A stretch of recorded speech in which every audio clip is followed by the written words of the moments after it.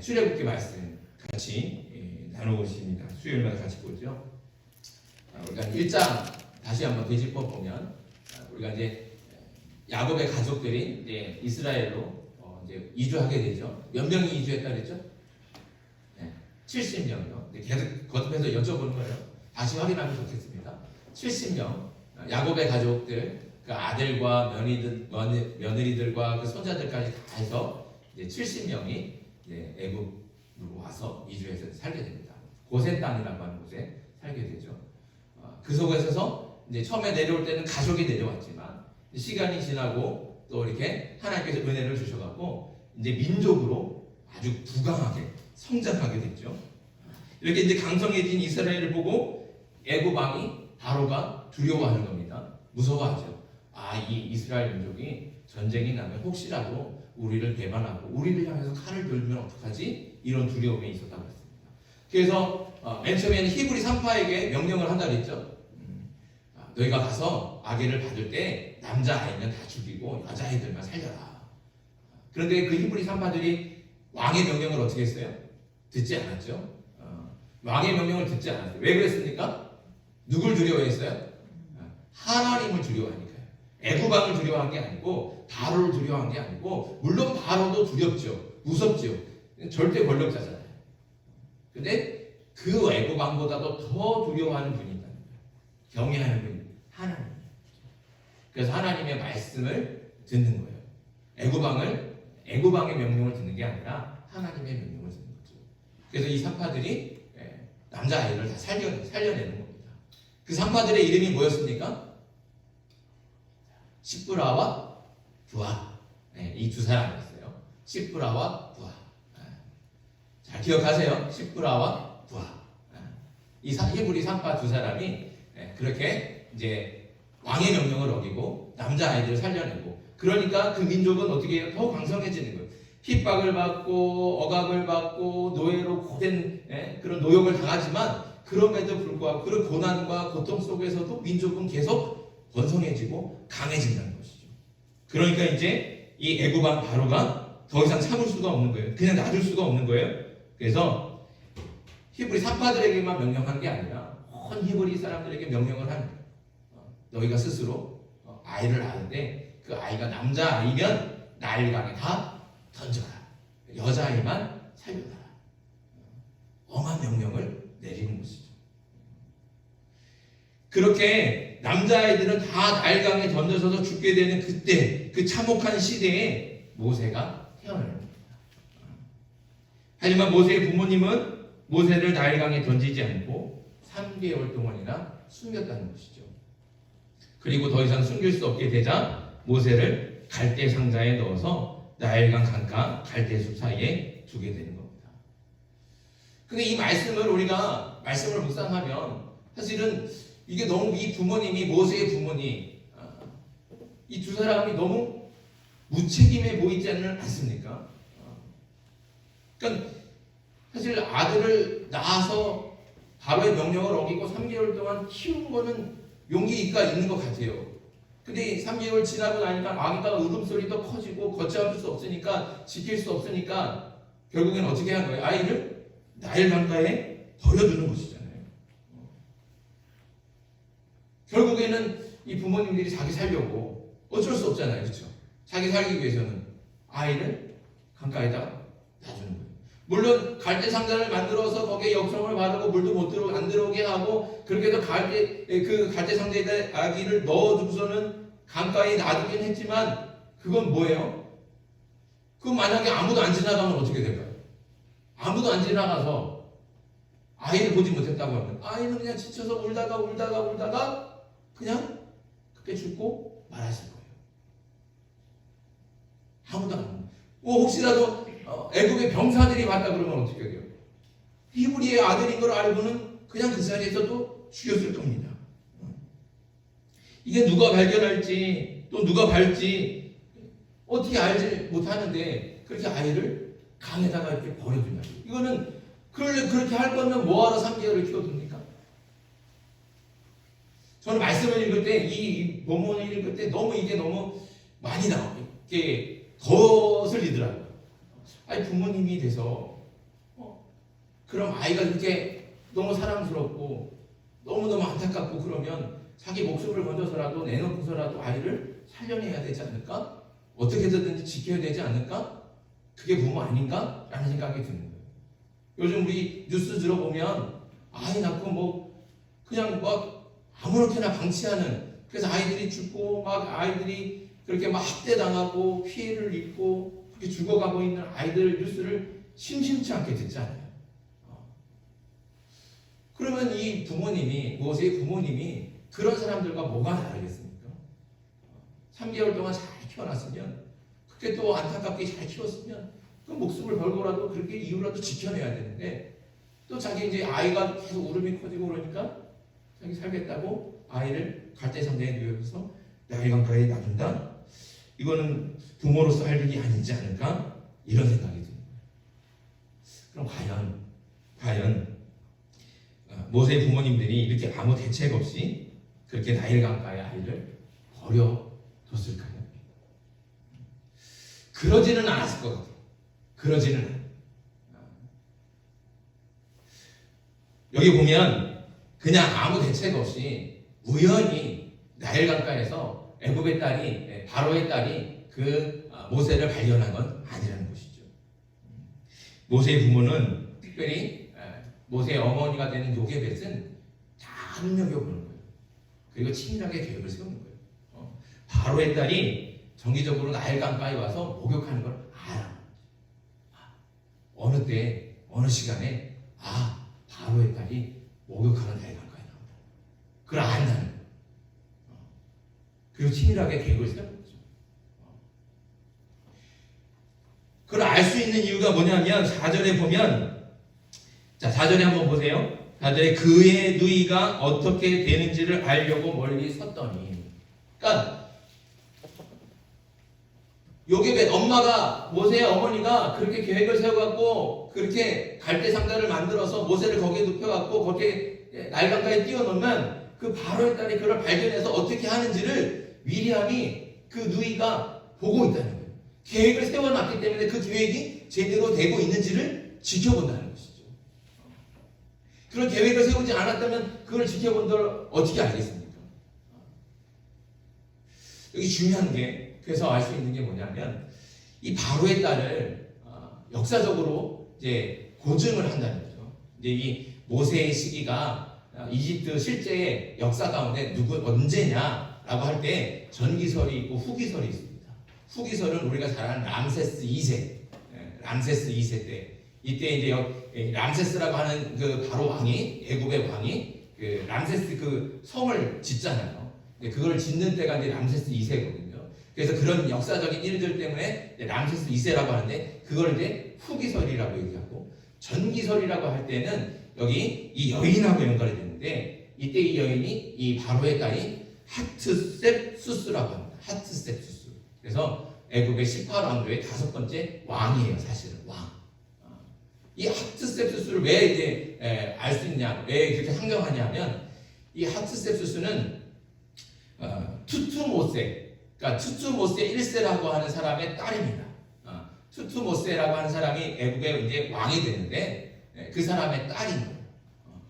근데 투투모세, 이름을 잘 기억하세요. 투투모세.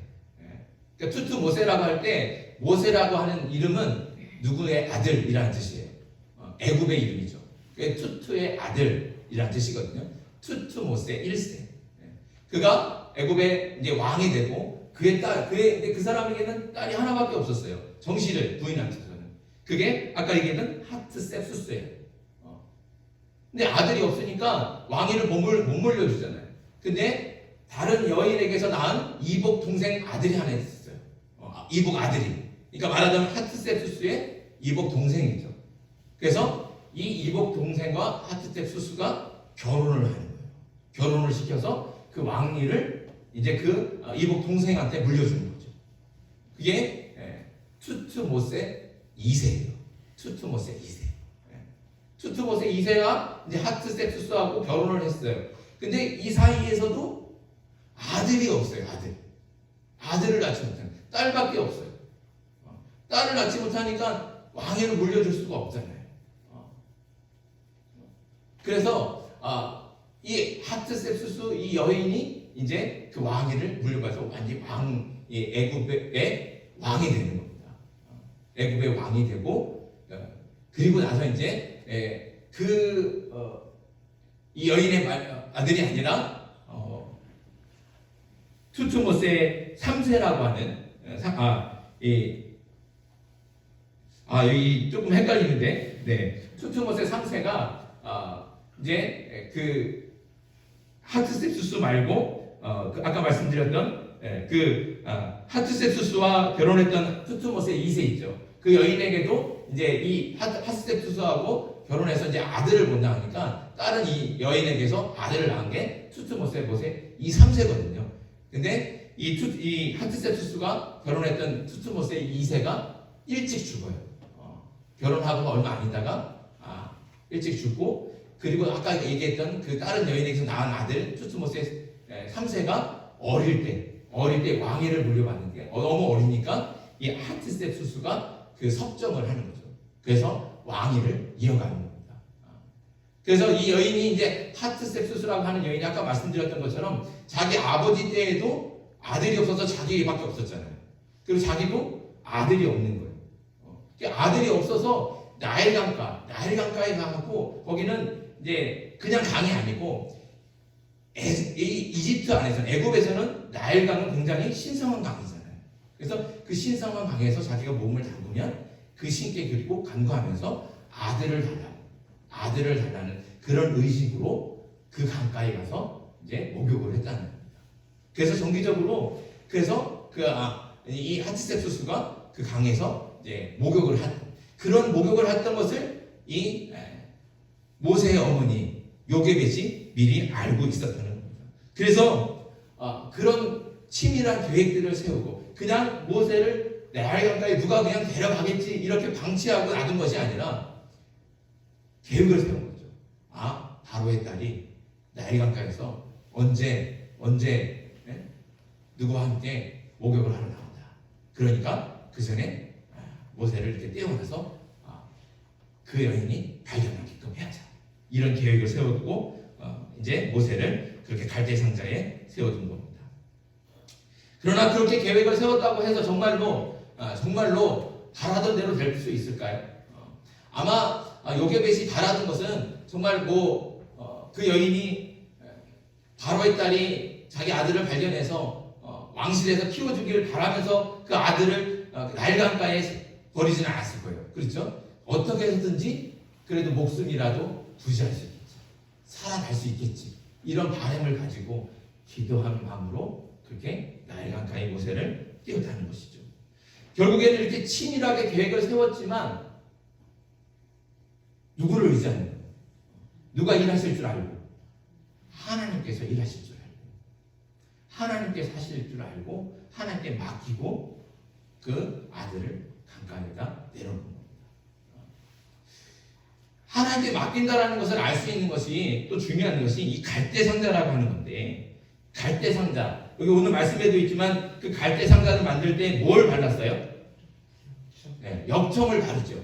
그 역청을 발랐다 그러면은 여러분들 떠오르는 말씀 하나 또 있지 않습니까? 뭘 만들 때 역청을 발랐을까요? 배 만들죠, 배. 근데 그 배 뭐예요? 노아의 방주라는 거죠. 구약 성경에, 우리 성경에는 배에 관한 얘기가 굉장히 많잖아요, 그렇죠? 예수님도 배에 앉아서 배를 띄워갖고 말씀을 전하시고, 베드로와 사도들도 또 갈릴리 어부들도 있고, 그리고 구약 성경에도 요나가 배를 타고 가고. 근데 배라고 하는 말이 있는데 그 배라고 하는 히브리어는 오시아 또 스피나 이런 말을 씁니다. 배. 근데 방주는 다른 말을 씁니다. 테바라고 하는 말을 써요. 테바라고 하는 말과, 그리고 아까 말씀드린 스피나, 오시아 이 말과 차이점이 뭘까요? 배라고 하는 것에는 노와 키가 있어요. 그러니까 내가 노를 저어서 가고 싶은 대로 가는 거예요. 키를 또 조정을 해서 방향을 설정하는 거죠. 내가 가고 싶은 대로 가는. 근데 방주에는 뭐가 없어요? 노도 없고 키도 없고 그냥 떠가는 대로 하나님께서 이끄시는 대로 하나님께 온전히 다 맡기는 거죠. 그게 방주. 근데 그 방주라고 하는 말이 똑같이 쓰인 게 어디예요? 여기 갈대상자. 우리말로는 갈대상자라고 얘기해놨지만 히브리어는 노아의 방주하고 이 갈대상자하고 똑같은 단어 테바가 쓰인. 그러니까 출애굽기 말씀에서 갈대상자라고 읽을 때, 이 히브리어를 읽을 때 그 테바를 읽으면서 뭐가 떠오르겠어요? 노아의 방주가 떠오르죠. 그러니까 노아의 방주가 키도 없고 노도 없이 온전히 하나님께 맡겨서 하나님께서 구원하실 줄 믿고 떠 있는 거죠. 이 요게벳도, 모세의 어머니 요게벳도 온전히 다 하나님께 맡기는 거예요. 자기가 계획을 세웠죠. 바로의 딸이 언제 목욕을 하러 나오는지, 어떤 시간인지, 누구랑 나오는지, 어디서 하는지 다 세세하게 계획을 치밀하게 세우고 준비를 했지만, 그럼에도 불구하고 이를 이루시는 분은, 성취하시는 분은 하나님이시니까 하나님께 모든 것을 맡긴다는 것이죠. 그게 바로 갈대상자를 통해서, 방주를 통해서 알 수 있다는 거예요. 그 갈대상자가 어디로 떠나갈지 누가 알겠습니까? 조정할 수 있는 것도 아니고, 내가 어디로 보낼 수 있다고 해서 보내주는 것도 아니고, 그러니까 이렇게 띄워보내지만 모든 것을 다 하나님께 맡긴다는 것이죠. 전적으로 하나님께서 일하심을 믿는 겁니다. 이런 믿음을 가지고 아이를 내려놓는다는 것이죠. 그게 하나님의 역사라는 겁니다. 그렇게 하나님께 모든 것을 맡기고 하나님께서 일하실 것을 믿고 아이를 그렇게 나일 강가에 끼워보낼 때 정말로 하나님께서 역사하시는 것이죠. 놀랍게도 아이를 발견한 사람이 바로의 딸이었습니다. 이 중요한 사실은 바로의 딸이라는 것이죠. 바로의 딸. 근데 바로가 어떤 명령을 내렸어요? 히브리 남자아이는 다 나일강에 버리라는 거예요. 죽이라는 것이죠. 그러면 딸이 아빠의 명령을 어떻게 해야 돼요? 당연히 따라야죠. 다른 히브리 백성들도 따르는 그 바로의 명령을 딸이 안 따르는, 이게 놀라운 신비라는 것이죠. 바로의 딸이 아버지 바로의 명령을 어기고 히브리인의 남자아기를 살려줍니다. 살려주었을 뿐만 아니라 그를 자신의 아들로 삼아서 왕실에서 왕자로 키워낸다는 것이죠. 죽을 수밖에 없는 아이가 애굽의 황실에서 왕자로 성장해서 이스라엘을 애굽에서 구원해낸 위대한 지도자가 된다는 것. 이게 놀라운 반전이라는 겁니다. 이거 사람이 계획해서 할 수가 없는 일이라는 것이죠. 누가 하신 일입니까? 하나님께서 하신 일. 이렇게 모든 것을 하나님께 맡길 때 하나님께서 역사하시고 일하시는 줄 믿습니다. 그렇게 악한 상황 가운데 있어도, 고난 가운데 있을지라도, 물론 그렇다고 해서 내가 아무것도 하지 않아요. 나도 물론 치밀하게 준비도 하고 계획도 세우죠. 그러나 그 모든 것을 누구한테 맡기는 겁니까? 하나님께 맡기는 겁니다. 하나님께서 하실 줄 믿는 겁니다. 그렇게 하나님께 맡길 때 하나님께서 역사하셔서 우리가 상상하지 못하는 놀라운 반전을 이루시는 줄 믿습니다. 이런 놀라운 반전을 통해서 우리가 더 깨닫게 되는 것이 무엇입니까? 우리 하나님 어떤 분이십니까? 우리 하나님은 악까지도 악한 것, 그 악을 선하게 사용하시는 분이라는 것이죠. 이스라엘에게 있어서 애굽은 반드시 물리쳐야 되는 적입니다. 그렇지 않습니까? 그리고 동시에 빠져나와야 될, 반드시 거기서 빠져나와야 될 악의 소굴이죠. 이스라엘의 자유를 빼앗고 그들을 노예로 만들어서 학대와 핍박을 가하는 애굽은 악 그 자체입니다. 그런데 놀라운 것은 그런 악을 하나님께서는 선한 도구로 사용하셔서 그 악의 무리 속에서 이스라엘을 구원해낸 지도자를 키우신다. 악을 선으로 사용하시는 하나님, 우리가 그 하나님을 봐요. 애굽은요 이스라엘에게 있어서는 적이에요. 적. 반드시 물리쳐야 될 악이라는 것이죠. 빠져나야 될 악의 소굴이는. 그런데 그런 악한 가장 중심의 소굴 안에서 이스라엘을 구원해낼 지도자가 자란다. 이게 놀라운 신비라는 거죠. 하나님께서 하시는 거예요. 하나님께서는 악을 통해서도 하나님의 뜻을 이루신다는 것입니다. 이렇게 악을 선으로 사용하시는 하나님은 우리가 잘 아는 요셉을 통해서 볼 수 있지 않습니까? 요셉의 형들이 요셉을 애굽의 노예로 파는 그 악한 죄를 저질렀지만 하나님께서는 그 악을 선하게 사용하신다는 거죠. 그래서 요셉을 통해서 고백하시잖아요. 요셉이 뭐라고 고백합니까? 당신들은 나를 해하려 하였으나 하나님은 그것을 선으로 바꾸사 오늘과 같이 많은 백성의 생명을 구원하게 하시려 하셨나니, 이렇게 고백한다. 비록 형들이 요셉에게 악한 죄를 저질렀어요. 그거는 부인할 수가 없는 거예요. 그런데 하나님께서는 그 악한 죄를 하나님의 선한 계획을 위해서 사용하신다. 하나님께서는 오늘 말씀에서도 마찬가지로 그렇게 역사하시는 겁니다. 어린 생명을 이유 없이 학살할 정도로 애굽이 가장 악할 때에 모세가 그 가운데서 태어났고, 그 악의 가장 중심부인 애굽의 왕실에서 모세를 성장시키셨습니다. 악이 가장 강성해서 도저히 선한 것을 기대할 수 없을 시간과 장소에서 가장 선한 하나님의 뜻과 역사가 이루어진 것이죠. 이것은 무엇을 의미합니까? 우리 하나님은 선한 것, 이것뿐만 아니라 악한 것마저도 사용하십니다. 그러니까 선과 악이 하나님의 다스림과 통치 가운데 있다는 겁니다. 그래서 잠언 16장이 이렇게 말씀합니다. 여호와께서 온갖 것을 그 쓰임에 적당하게 지으셨나니 악인도 악한 날에 적당하게 하셨느니라. 아멘. 하나님께서 쓰시는 거예요. 그 악한 것도 하나님의 뜻을 위해서, 하나님의 역사를 위해서 쓰신다는 것이죠. 그렇게 하나님께서는 악을 다스리며 통치하시니 악은 결코 하나님의 선한 뜻을 이길 수가 없습니다. 지금 당장은 악이 이기는 것 같죠. 악이 득세하는 것 같죠. 악이 모든 세상을 지배하는 것 같죠. 그 바라보면 희망이 안 보이고 소망이 안 보이고 한숨만 나고 고통의 신음소리만 들리죠. 그러나 그 가운데서도 하나님은 일하고 계신다. 하나님은 역사하신다는 거죠. 그리고 결국에는 하나님께서 그 악을 이용하셔서 선으로 승리하게 하시는 줄 믿습니다. 그러니까 결국엔 최종 승리는 언제나 악이 아니라 선하신 하나님이십니다. 악을 다스리며 악을 주관하시는 분이 하나님이심을 믿으시기 바랍니다.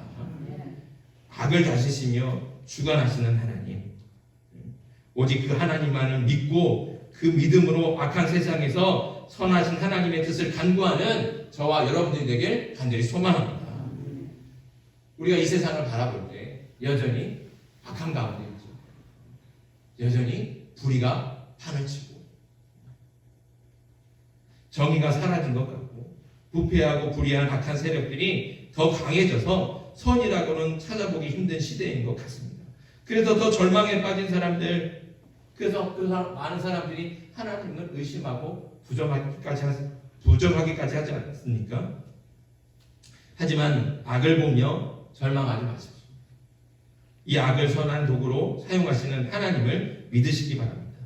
하나님의 선한 뜻을 바라보면서 악한 세상에서도 오직 하나님만을 믿고 하나님의 선하신 뜻을 따를 수 있는 저와 여러분들이 되기를 바랍니다.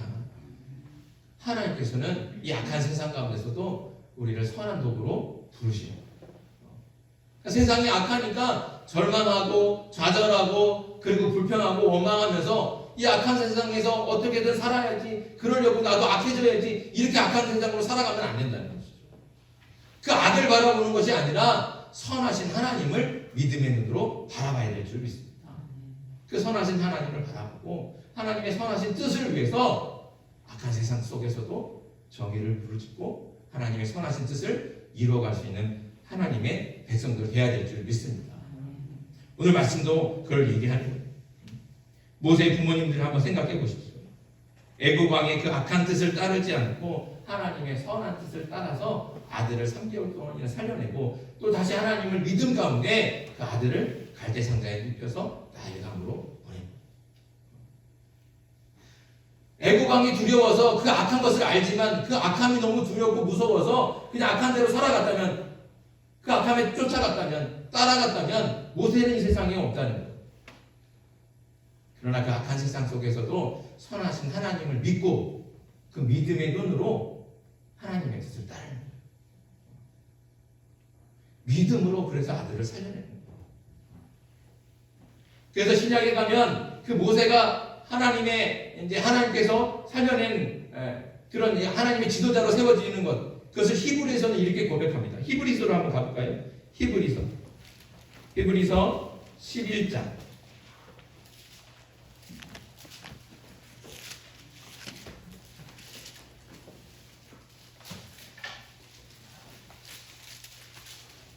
히브리서 11장 23절 말씀.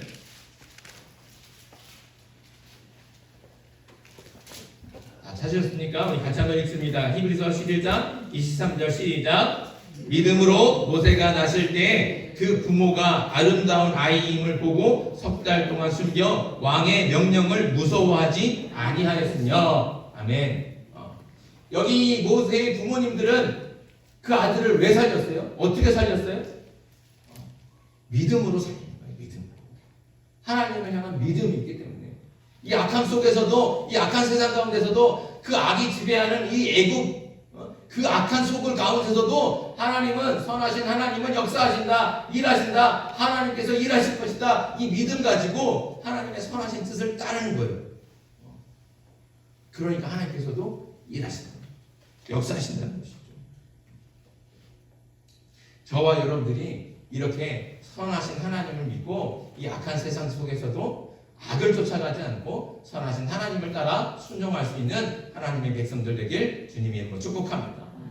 그게 우리가 가야 될 길이에요. 그래서 바울은 고린도전서에서 뭐라고 고백합니까? 선으로 악을 이기라는 거예요. 선으로 악을 이기라는 것이죠. 다시 말씀드리지만 지금 이 세상도 눈으로 이렇게 다 떠보면 악한 세상이에요. 악한 세상. 도대체 어떻게 이 정도까지 악해졌는지, 이 정도까지 부패하고, 이 정도까지 썩어지고 불의한 세상인지 한숨이 나고 한탄이 나고 소망이 안 보이고 희망이 없죠. 그 악만 보면 나는 어떻게 살아야지? 두려운 거예요. 그 두려우니까 나도 악해질 수밖에 없죠. 살기 위해서. 그러나 하나님을 믿는 하나님의 백성들은 악을 보지 않고 선하신 하나님을 바라봐야 될 줄 믿습니다.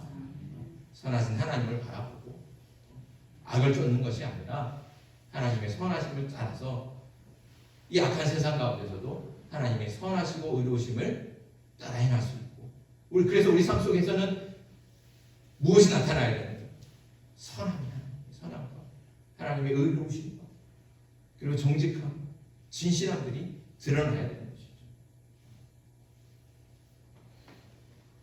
이 악한 세상 가운데서도 그렇게 하나님의 선하심을 따라 행할 수 있는, 그리고 하나님의 선하심을 따라 순종할 수 있는 하나님의 백성들 되게 간절히 소망합니다. 그럴 때 하나님께서 일하시고 역사하셔서 우리의 의리를 통해서 하나님의 선하신 뜻을 이루실 줄 믿습니다. 우리가 말씀을 기억하면서 함께 찬양하려고 하는데요. 찬양, 어떤 찬양하면 좋을까 계속 찾다가, 우리 에바다 197장 이 악한 세상, 또 불의한 세상 바라보면서 한탄하고 원망하고, 왜 세상이 이렇습니까? 왜 나는 우리는 이렇게 고난받고 있습니까? 왜 이렇게 고통 속에 있습니까? 저 악한 사람들은 저렇게 승승장구하고 잘 살아가는데 왜 우리 이렇게 힘들게 살아가야 됩니까? 불평하고 원망할 것이 아니라 이 악한 세상에서도 오직 하나님께서 일하심을, 하나님께서 우리를 붙들고 계심을 믿고 하나님과 함께 동행해야 될 줄 믿습니다. 이 소망을 가지고 함께 찬양하고 기도하겠습니다.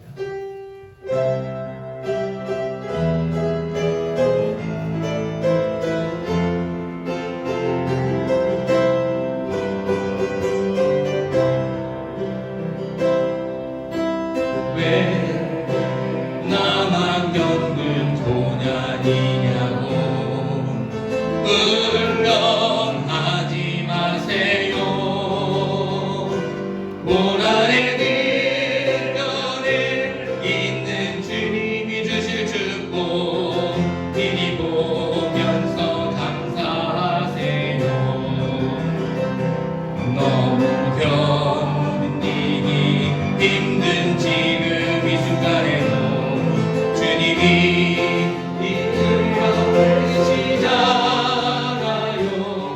남들은 뒤쳐 앉아 있을지라도 당신만은 일어서세요.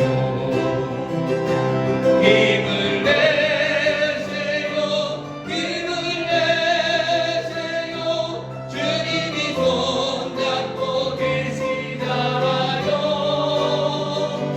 주님이 나와 함께함을 믿는다면 어떤 역경도 이길 수 있잖아요.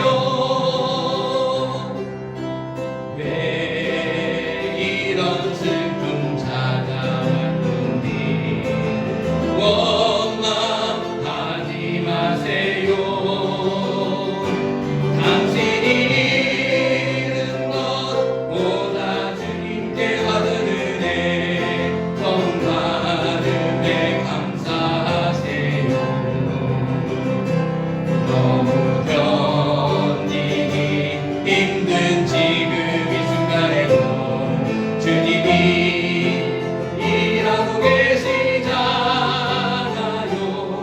남들은 뒤쳐 앉아 있을지라도 당신만은 일어서세요. 힘을 내세요. 힘을 내세요. 주님이 손잡고 계시잖아요. 주님이 나와 함께함을 믿는다면 어떤 고난도 이길 수 있어. 너무 견디기 힘든 지금 이 순간에도 견디기 지금 이 순간에도 주님이 일하고 계시잖아요. 남들은 뒤쳐 앉아 있을지라도 당신만은 일어서세요. 힘을 내세요. 힘을 내세요. 주님이 손잡고 계시잖아요. 주님이 나와 함께함을 믿는다면 어떤 고난도 견딜 수. 힘을 내세요. 힘을 내세요. 힘을 내세요. 힘을 내세요. 주님이 손잡고 계시잖아요.